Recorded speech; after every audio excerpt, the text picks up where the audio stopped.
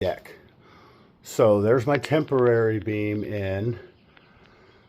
I need to get this span of beam out to that plate, and then I can shove this beam in through here and then tie that one in permanently.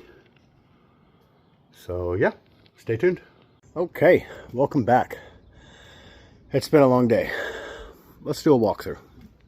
Okay, well, all of the beams are in, all the way down, and the hurricane ties.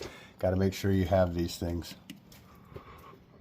I had to reroute this water line because this beam was originally 4x8, but code says I have to use 4x10. So this water line was right in the way. It was like right there. So I had to bring it down and route it back over. There we go. Leave a little blood on the site. That way people know you're there. Oh yeah. Well, I'm pretty much done for today. I'm tired. It's 4:30, so I'm gonna get out of here. I'll be back in the morning. Catch you on the next video. Hi, and welcome back to the deck framing episode. Hopefully the last video. Let's take a walk through, see what we've done.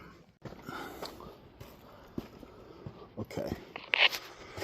So we got our new beams in with our hurricane ties to the joists.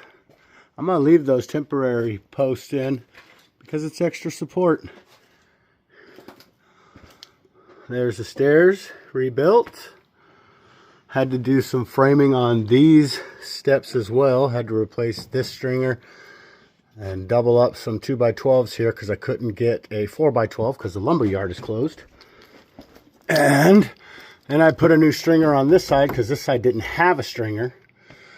And then I replaced this header board on the outside of the steps all the way down.